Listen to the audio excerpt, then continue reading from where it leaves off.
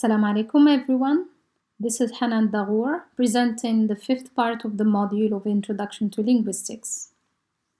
This course is addressed to English Studies students S4 in the Faculty of Letters and Human Sciences in Ait Millul.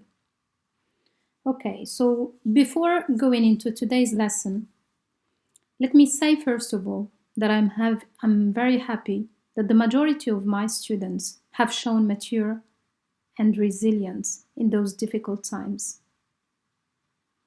I have received all your answers to the preparation of the preparation exercise I gave you, and also the guiding questions I gave you on morphology. Hence, and because of that, I think that today's lesson will be an easy task for you. So, are you ready? Let's start.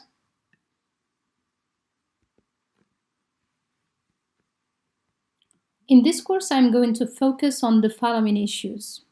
So we are going to address morphology. It's the fifth part. And we are going to have a focus mainly on the following aspects.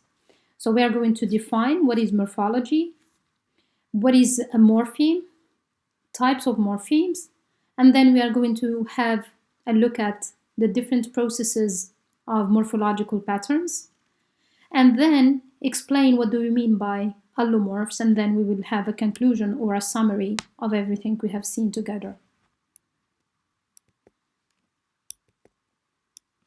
So let's start with the definition. Now, if you look at the word morphology, literally this term means the study of forms. Now, when we say it studies forms, we need to explain what do we mean by forms. Forms here, or morphology, focuses mainly on an analysis. It is an analysis of the basic, smallest elements used in a language. Those smallest elements are called morphemes, okay? So morphology studies morphemes, and if we want to specify what do we mean by morphemes, morphemes are the smallest unit of meaning that cannot be subdivided further into other words. Now, if you look at the following examples that we have here, we have chain, we have fat, we have ER, and we have S. Now, if you look at these four examples, all of them can be regarded or are regarded as morphemes. If you look at the first example, chain, it has a meaning. Fat, you know what it means. Somebody is fat, which means has weight. Also, we have ER. It has meaning, but though it's a morpheme that cannot stand alone. And also we have here S, which is also another morpheme which indicates the plural aspects of a specific word when it is added to a specific word. Now, if we gather the word, if we combine chain with S, we will get chains, which means it is the plural form of the word chain.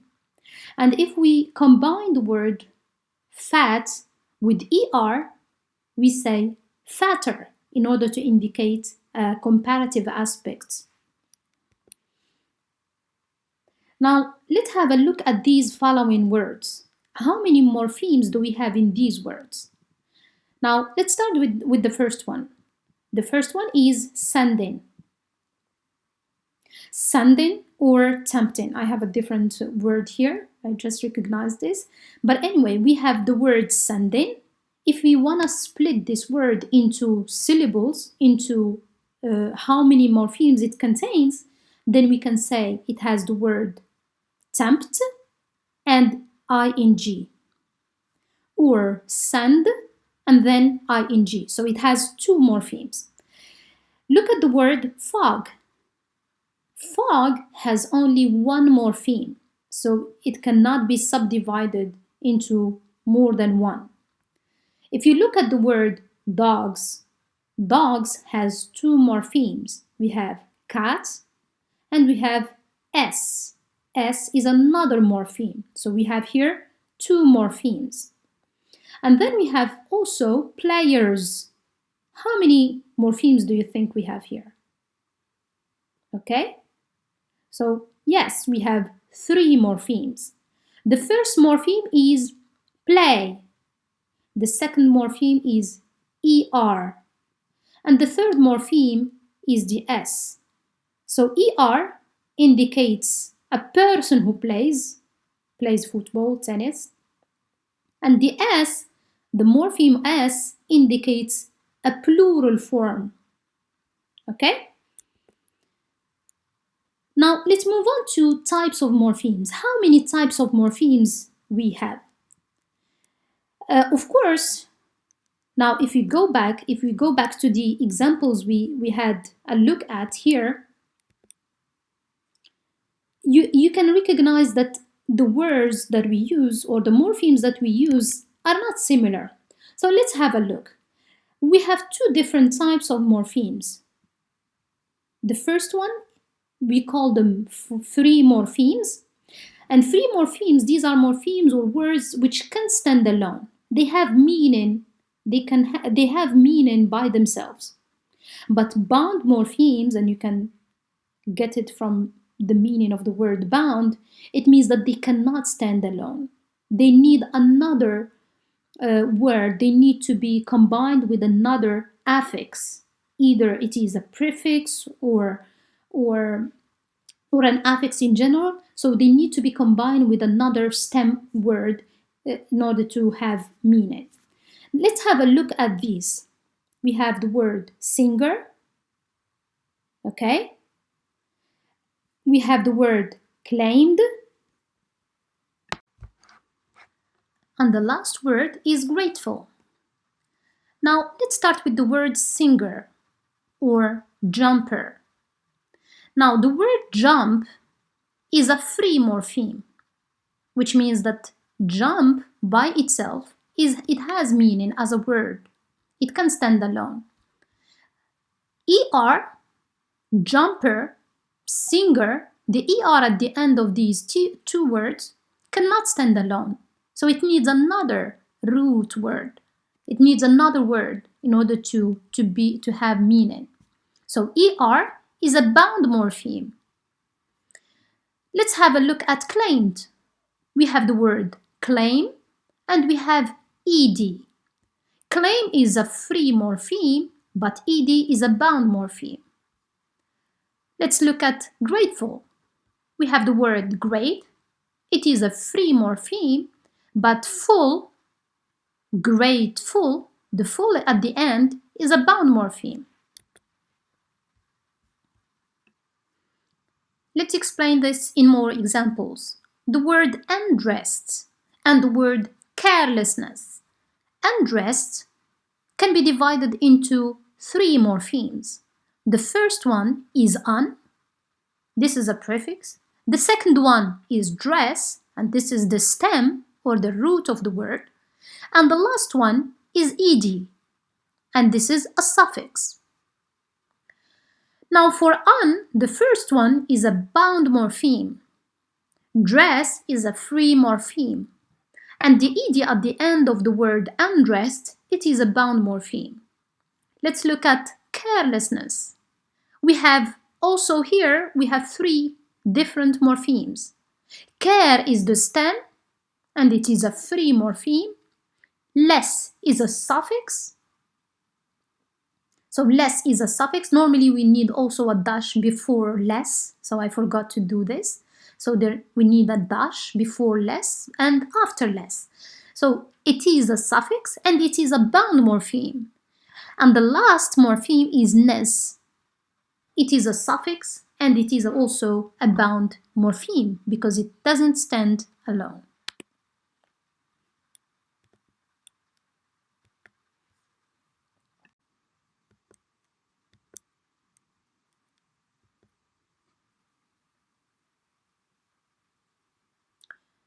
Okay, so here we are looking at affixes. Now, if we look at affixes as we have seen in the previous examples, we have seen that all affixes are regarded bound morphemes, which means that they are not lexical categories. Lexical categories are nouns, verbs, and adjectives. Now, affixes, we have here some examples: on, in, and the s, and full. Now, how do we classify and draw a morphological tree? Now, we have here an example. Look at the example below. We have, for example, unkind. If you look at the word unkind, unkind can be subdivided into two morphemes. The first morpheme, which is un, is a bound morpheme.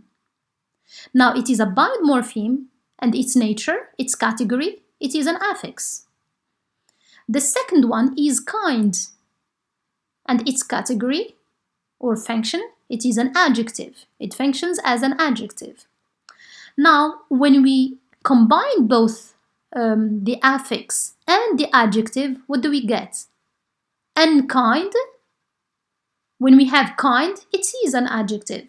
When we add un, it stays like an adjective. So, and this is how we classify morphologically and draw a morphological tree. Now let's move on to the second example, which is remove. We have two morphological, morphemes, if you can say. The first one is re, the second morpheme is move. Now, re is an affix, move is an adjective, is a verb. So sorry, I need to change this. So move is a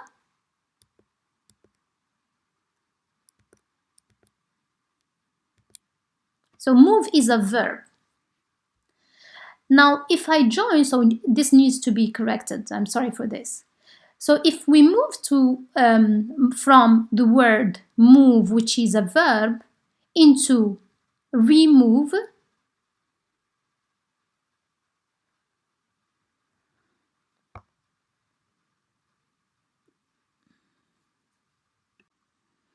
the word stays a verb, so it doesn't change its category. Let's move on to another example. We have here rapidly and we have happiness. So please, you can start doing it before you have a look if you like. Now we have rapid, which is an adjective, and li, which indicates an affix. Now, when we combine the two words rapidly, it becomes an adverb. And I would like you to focus here and see that we have moved from an adjective into an adverb, which means that there is a change of the category of the word. The same will happen for the word happiness. Happy is an adjective. When we add ness, it becomes a noun. So there is these two suffixes, ness and li, they change the category of the word from an adjective into a noun and from an adjective into an adverb. Now, in this example, these are other exercises. So let's do softened and pens. And at home, you will do grateful and planes. Now, let's start with the word pens, books, computers. So all these words, how can we draw a morphological tree for them? Now, if you take the word book, book is a noun. If you add s, it stays a noun. So there is no change in the category. The s, the affix s, it changes the grammatical. It indicates the plural aspects of the word. Now, if you move on to softened, we have in this word we have three morphemes. The first one is soft, which is an adjective. To soften, now en, when we add it, at the end of a root, the word becomes a verb, which means that soften becomes a verb. And then when we add ed, it is an affix and it stays a verb. So soften, we have moved from soft, which is an adjective, into a verb, soften, into another verb, soften. Now the ed indicates the past form.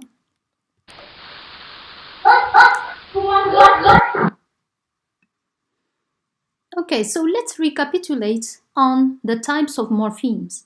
So we said that there are free morphemes, they occur alone. Example again, bad. So it's a free morpheme. And there are bound morphemes, which does not or are not free morphemes. They must occur with another morpheme. They must be combined with other morphemes. Now, let's see what types of bound morphemes do we have. Now, let's have a look. We have, for example, the word tourists. Look at the example. The word tourists can be divided into three morphemes. The first morpheme is tourist, okay, is tour. The second is ist, and the third is the s at the end. Now, ist in the first example can be called as a derivational bound morpheme. So it is derivational. When we add the word ist to tour, it changes the meaning, okay? Just by adding the word ist or the affix ist, we change the meaning of what we want to say. A tour does not mean a tourist. A tourist refers to the person who goes into other places and visits other places. Okay, so derivational bound morphemes, the main characteristics of derivational morphemes is that they change the meaning. They change the meaning, but they are still considered as bound morphemes. They need another stem. Another type of bound morphemes is inflectional morphemes. Now, inflectional morphemes, like, and we can see it in the S at the end of tourists. Now, the S, what does it indicate? It indicates the plural form of the word. We are not talking about one tourist, but we are talking about many tourists. So this is, moving from tourist with no S into tourists with S, we change the grammatical function. Okay? So we change the grammatical function. Now, when we change the grammatical function, we are talking about inflection. إعراب, inflection. When we are changing the meaning of the word, we are talking about derivation, الاشتقاق. Okay? Now, in this table, I already gave you this table as an exercise, and you've done a great job answering and completing the chart. Now, we have here the different types of morphemes. We have free morphemes, which can be subdivided into lexical morphemes and functional morphemes. And also we have bound morphemes, which are subdivided into derivational and inflectional morphemes. We will discuss this, in details, in the coming details after this slide, and I will be back to the chart, okay? But in any case, you can have a look at the chart and correct the exercise that I gave you in the Facebook group. Now here, I have already given you this as a practice exercise in order to prepare for the chapter of morphology. Now, if you have a look here, we are indicating what type of words are these. For example, the sentence, the child's wildness shocked the teacher. The child, and we have the S, wildness, shock, ed, the, teach, er. We need to break up the sentence into the smallest units that exist in that sentence.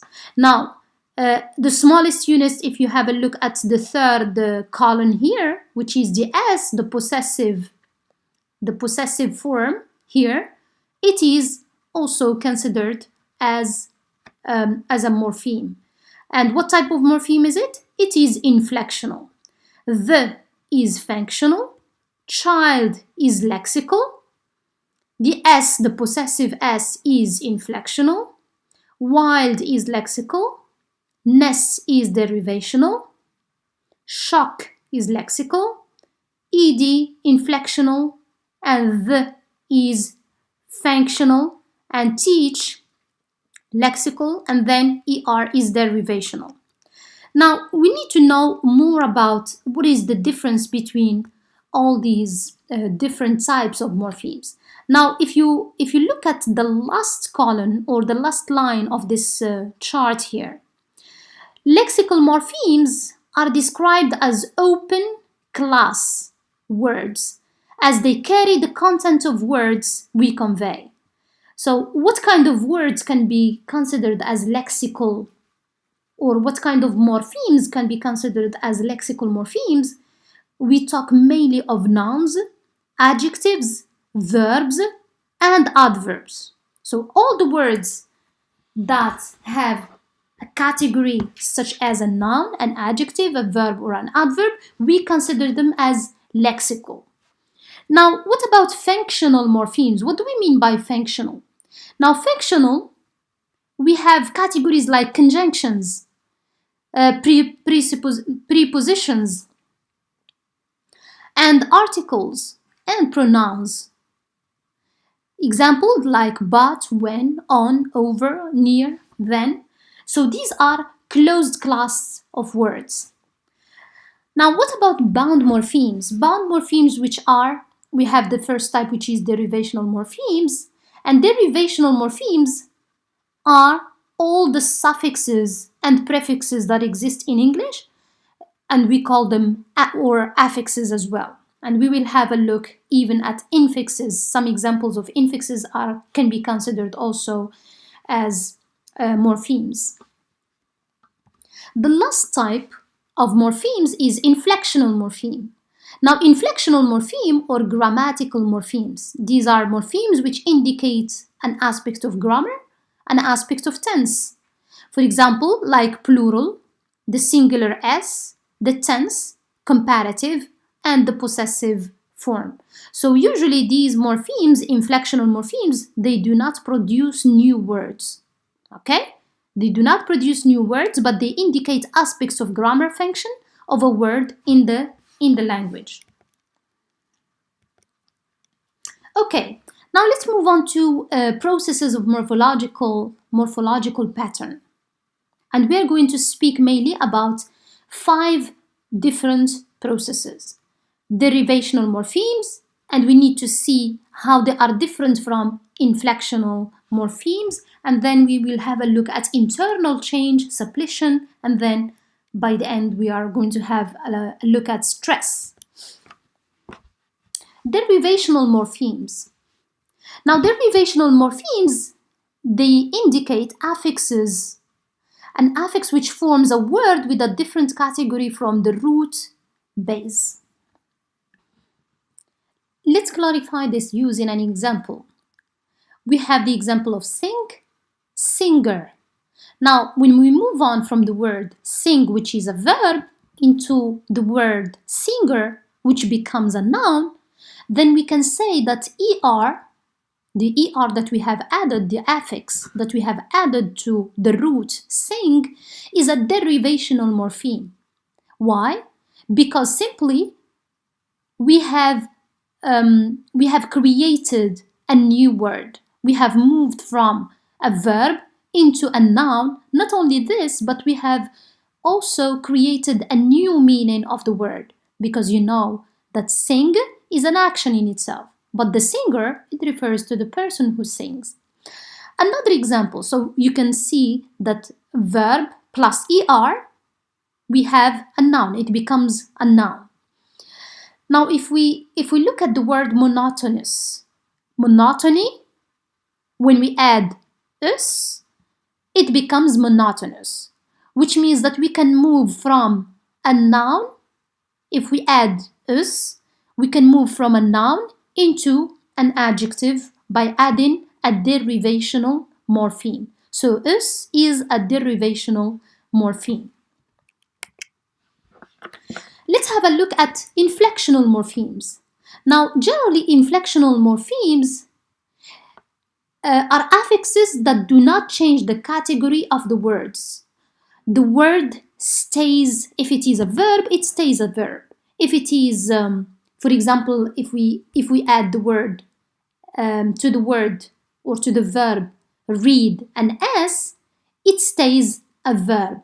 But what does change here? What is the change that happens here?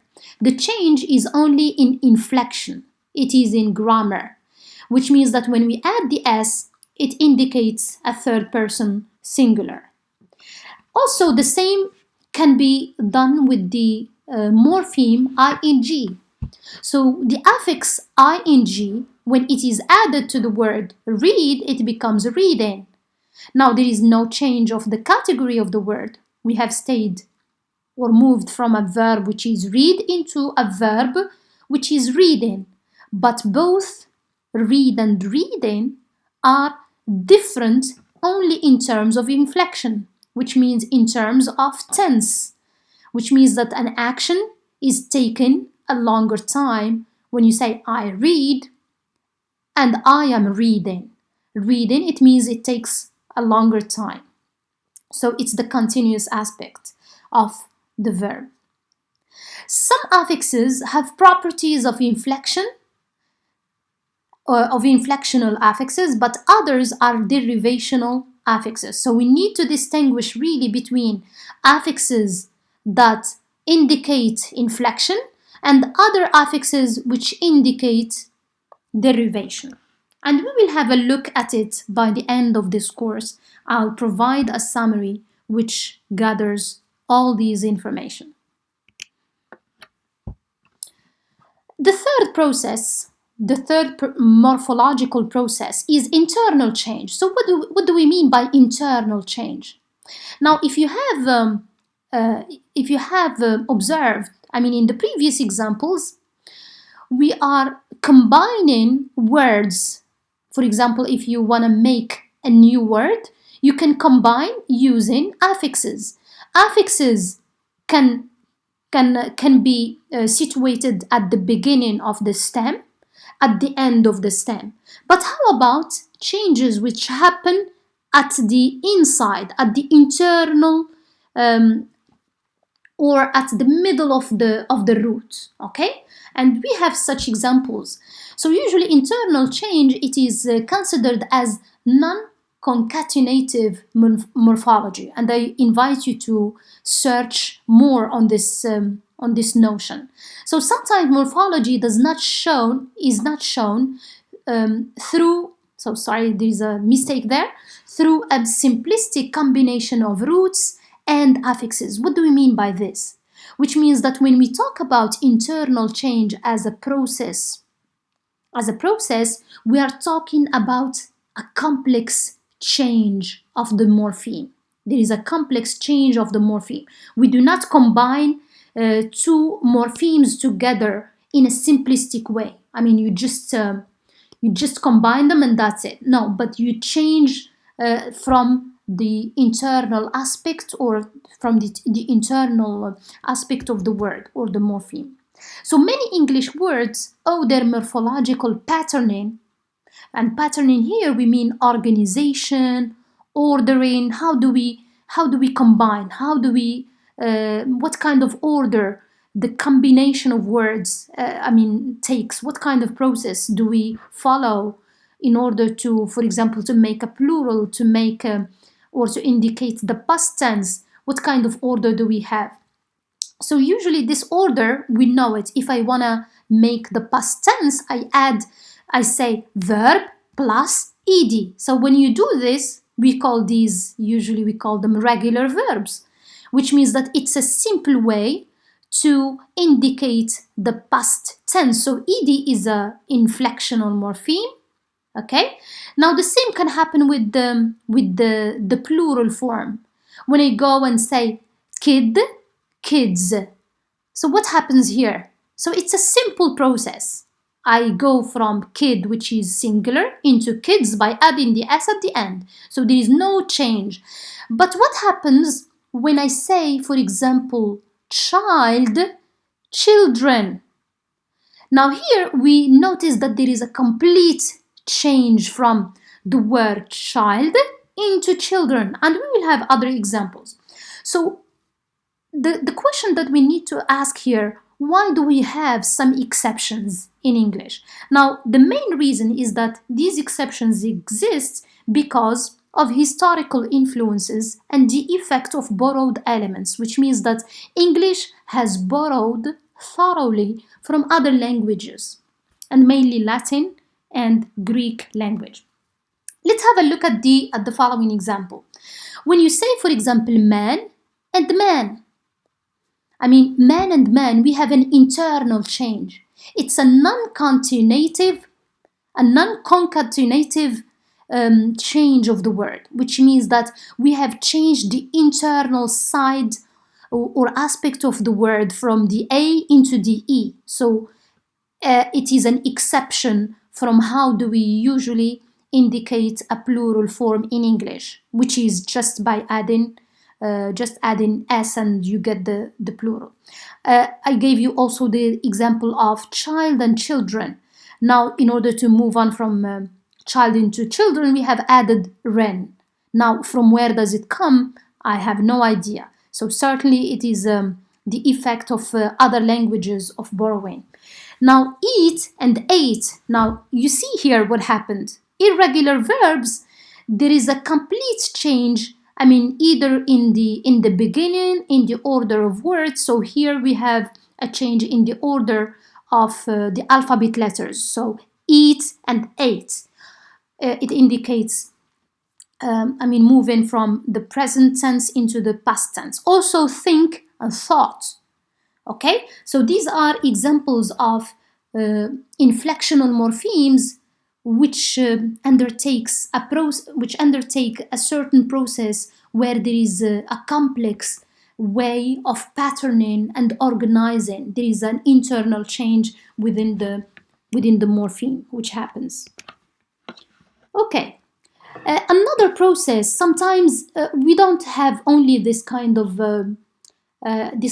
internal change, but there is a complete suppletion, which means that in English we have some words which are completely new words. Let's have an example, which means that there is a complete change of the morpheme.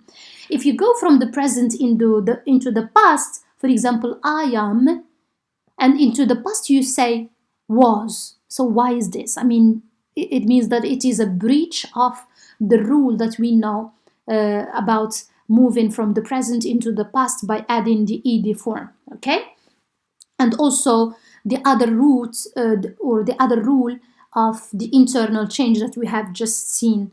Like think and thought. Okay. Again, we have another example, which is go and went. So this is an example which indicates that the morpheme completely changes. Now let's move on to the last morphological process, which is the stress. Now stress functions also as an invisible morpheme. So I would like you to focus on the word invisible morpheme. These are, we see these invisible morphemes mainly when we have homographs. Homographs are similar words. We write them in the same way. There is nothing in the word which indicates that this is a verb, this is a noun. Okay? The only clue that you have is to read the word within the context. This is the only way you can know that this is a verb or this is a noun. Let's have these examples. Now, for example, when you say conflict and when you say conflict, also content and content. Now, when you say content and you put the stress at the beginning, at the first syllable, at the beginning of the word, it's not the same like when you say to content yourself with being safe, staying at home, for example.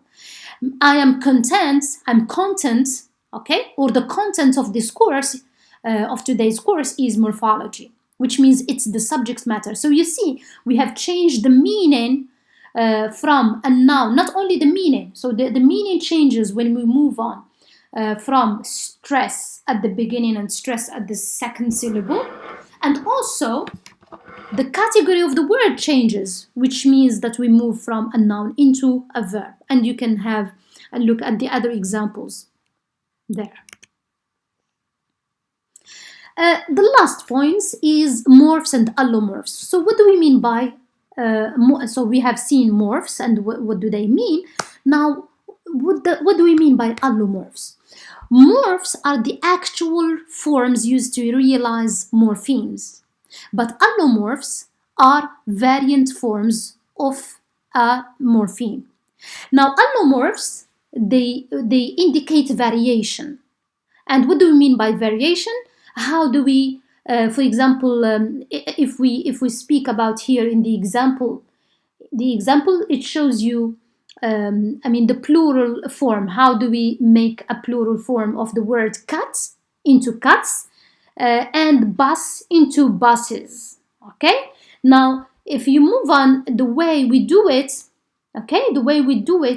is a little bit different in terms of how we are going to change the S at the end of the noun word into S and EZ, okay? For example, you say a cat, cuts, and a bus, buses, which means the allomorphs, it indicates the sounds that we are going, or the ES and the S, the morphemes that we are going to have at the end of these two words.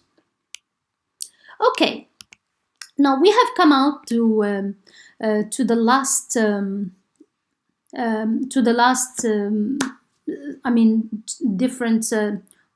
two slides. Sorry. Now here you see a kind of summary of what we have discussed so far. You will see again a tree which indicates the types of morphemes. We have free and bound, and then please follow reading this and you have indications and examples of each type of morpheme and what is included in each one. So I invite you to go and read this. And also I have provided you here with the summary again that explains the different types of morphemes, which are content word, function word, derivational morphemes, and inflectional morphemes. So I invite you again to have a look at those examples, have a look at the definitions of each one. Now, for next, inshallah, for the next course, we are going to have a look at syntax. So I invite you to start reading from now about the section. For those who are willing to present, present syntax, present this part, you're most welcome to record yourself in an audio or in a video and post it in the Facebook group. So that's all for today. Thank you so much. I will be happy to receive your questions and comments via the Facebook group. Stay safe and be positive. Assalamu alaikum wa rahmatullahi ta'ala wa barakatuh.